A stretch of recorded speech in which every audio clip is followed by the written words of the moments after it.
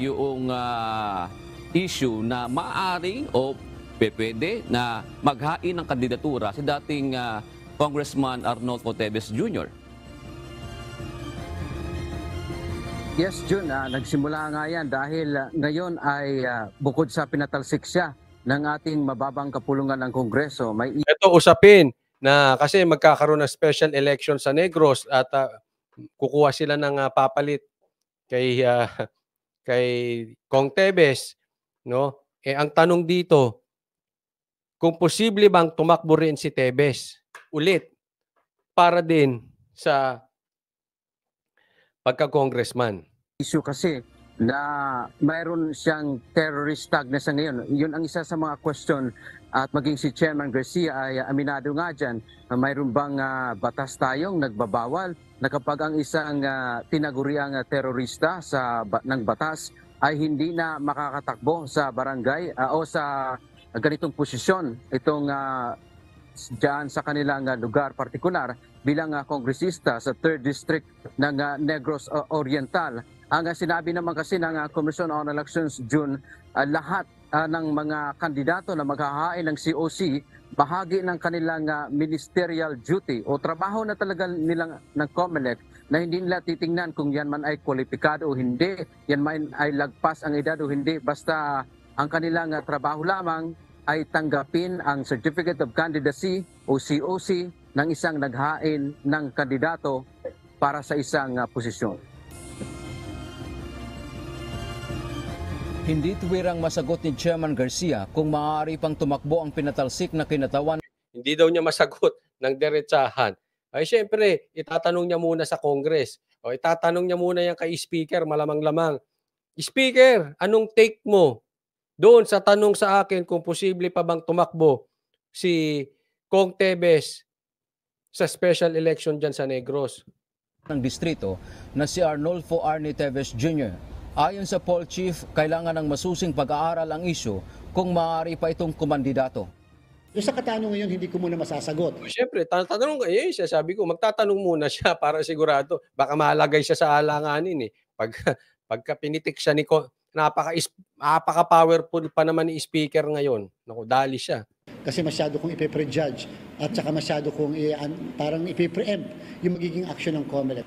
Kahit sino po mag-file ng COC, qualified man siya o hindi, of age o hindi, citizen o hindi, registered voter o hindi, ang COMELEC will always accept the certificates of candidacy.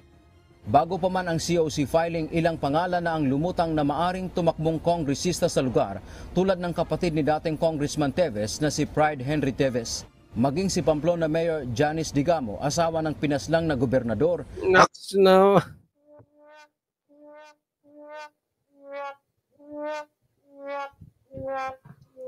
Mayor ka na, tatakbo ka pang Congress, gusto rin ito ng extraordinary funds, no? Sabagay, baka maliit ang sa mayor dyan, sa extraordinary funds, malaki nga.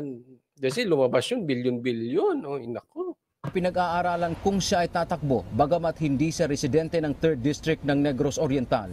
Samantala, hindi automated ang gagawing special elections.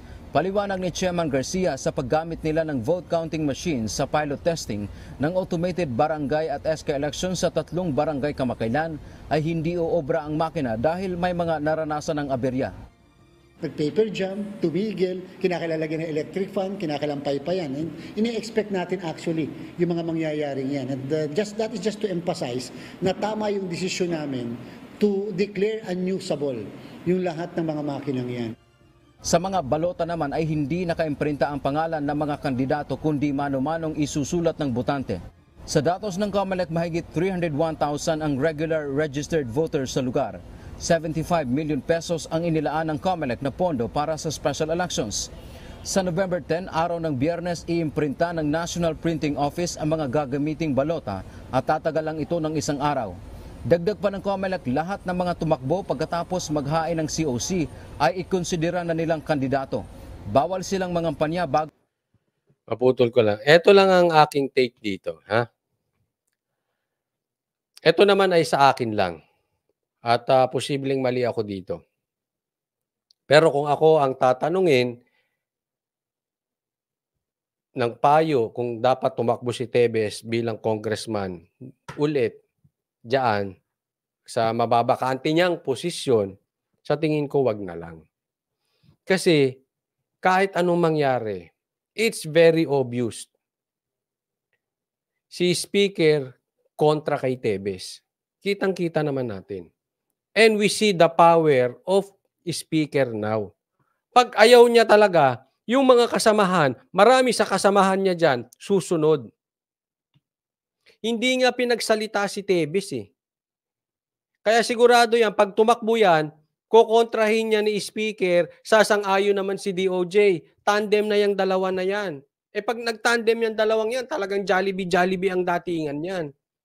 So, baka lang mapunta sa wala yung pagtakbo ni Kong Tevez.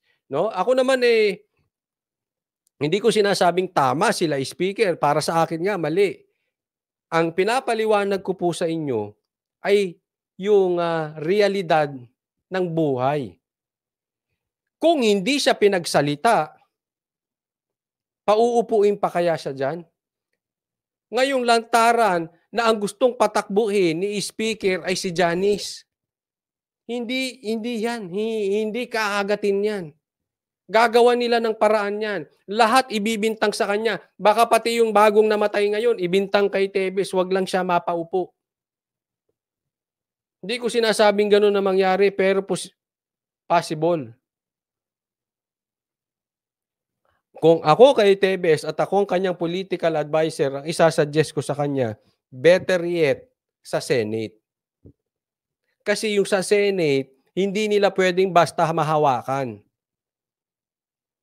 Kasi ano yan, national. Pag nanalo dyan, hindi ganun kalakas yung power ni Speaker. Bagamat meron pa rin siyang power, pero iba na. Pag senador na, tatawid na siya eh. Eto ngayon. Etong sa Congress, wala. Kaya nga hindi na ako nagulat na etong pagkakaisa nila laban kay Sara ay talagang kasi nakita na natin kung paano sumunod-sunuran ang marami diyan sa Kongreso kay Speaker. Ganun na po. Sasabihin nila sa madlang people, walang personalan, trabaho lang. Kinabukasan tatanggalin ka. Ganoon po sila magsalita. Wala nang kwenta sinasabi nila. Paano naging walang personalan? Kung yung Vice President pinersonal sa Congress, si Tevez pa kaya hindi nila pepersonalin?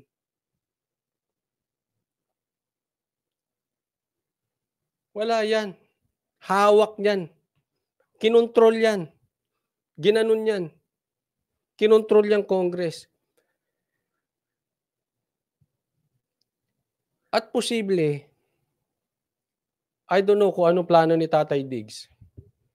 Pero I hope tumakbo si Tatay Diggs at pati si Paulo Duterte.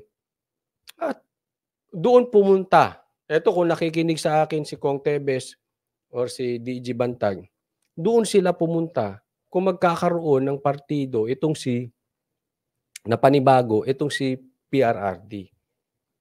Kasi mas maganda na mayroong numero sa Senado. At ito yung magiging lehitimong oposisyon. Maaring nagkakamali ako, pero sa akin yun ang take ko. Mas may chance siya bilang senador kaysa congressman. Naiipitin lang siya doon. Wala. Ay, grabe dyan. Grabe dyan sa Congress. Takot nga silang magsalita dyan.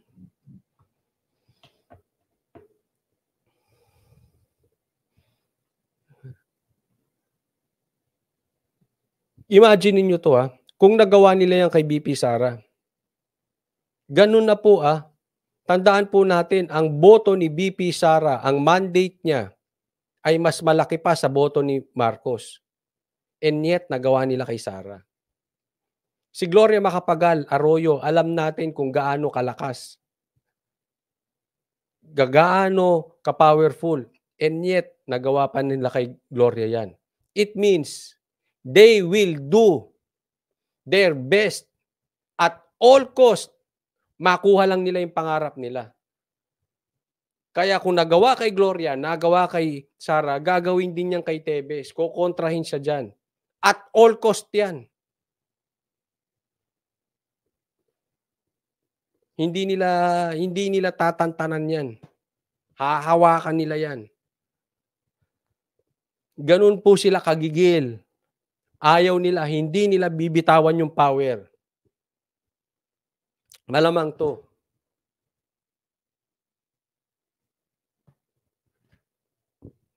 (2028, 2034), plano nilang hawakan yan. Pula-pula all the way yan. That's how I see their plan. 2028, tamba. 2034, yung anak. That's how desperate they are. So we need Dutertes. Kasi sa ngayon, Duterte pa lang ang talagang talagang may angas na apelyidong kayang tumapat. Ayan, basa na po tayo. Yun lang naman sa akin, no? Mas maganda, magsama na lang sila ni Bantag sa Senado. Ayos yan, shoot na shoot sa bangayan. At palagay ko magkakaroon ng numero sa Senado kasi yung mga nagtatap mga DDS, sila Isko, mas maayos yun.